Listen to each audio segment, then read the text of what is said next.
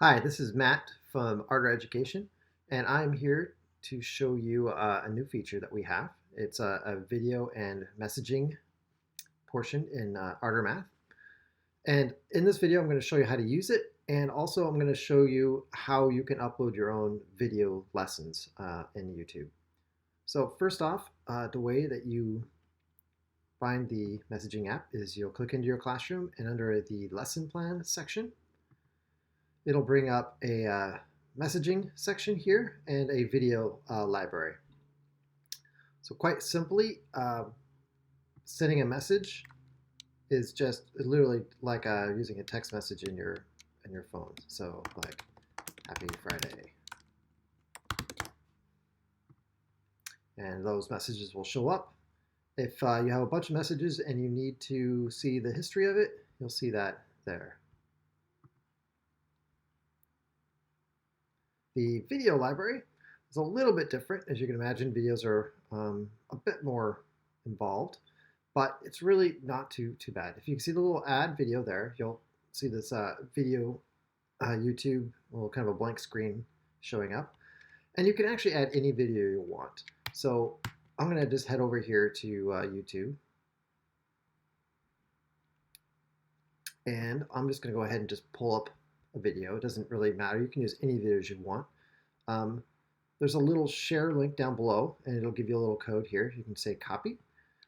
You'll now have the code. You can also use the URL in the browser that you see above. Simply copy that link there. You're going to say check the URL. That's just a step to make sure that you have the correct URL copied. You can add your description. This will just say me teaching. Right? And you'll add the video. And there you go. These videos will now show up in the classroom for all your students to see. Students will not be able to message you back. They will only see messages done only in a one-way communication. That's really just at this time for kind of liability reasons. Now, what if you wanted to create your own video lesson? If you're like me and working from home at the moment, you need some ways of still teaching distance learning. That can be done a couple of ways. First off, you're going to need a way to record yourself. I would recommend just using your phone. Your phone works great. Make sure, just a couple of tips, make sure when you're recording you do it in landscape. It'll view a little bit better on the screen, like if they're using a Chromebook or something like that. But as far as like how to do your video, if you have a small whiteboard at home, you could just prop the phone up on something with a book or whatever, or maybe you have a little stand, and you can record yourself. Or one way that works really well is you could take a small whiteboard and just record you doing a math lesson on that whiteboard. You could also use a pencil and paper if that works better for you. I find that on video though, the whiteboard, the ink of the whiteboard marker shows up better. So let's go to YouTube over here, and let me just show you how you would add a new video. I'm going to assume that you know how to get to YouTube, and you know how to create a Google account, your Gmail account, or whatever will all give you access to YouTube. So up in the top right hand corner over here, you'll see this little video icon with a little plus on it, and that's how you say create a video or a post. And quite simply, you're just going to click on that and select upload video. And now I'm just going to select the file that I want to upload. So there I go. And this is just a little video I did on the whiteboard, or it's actually my wife's hand. So it'll take a little bit of time for it to process. It's a good idea to give it some kind of a title. I'll just say this is Pythagorean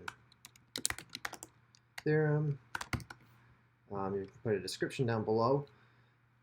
Now, the one thing you want to do is keep your videos organized somehow. So what I would definitely do is in your playlist section, organize these in some way. So maybe you've got like a geometry unit. Maybe make that a playlist and keep all your geometry type videos there.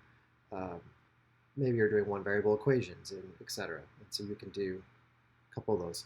Once that gets done and it's uploaded, you can see it's done and ready there. Then you're literally just going to select next. It will, you can say made for kids, not made for kids. Yeah, it's made for kids. It's fine. And the rest of these options are, I think, pretty self-explanatory. You can select whichever thumbnail you want. You can, you'll be able to select subtitles, a whole bunch of other little things that are on there. You don't really need to do all that, but if you want to, it's there. At the end, all you're going to need to do is, that is your video link. That's the link that you'll then bring back into Ardor Education. Well, actually, might as well just here. Let's do it since it's already done.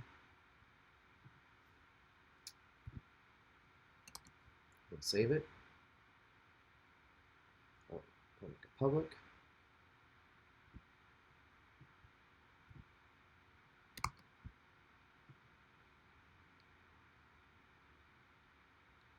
Yep, there you go. We'll bring it up, and you can see the link is right there. So you can close that, and we'll go back over here. Our video library. I'm going to add it. Check the URL. And there's the video that I just uploaded. And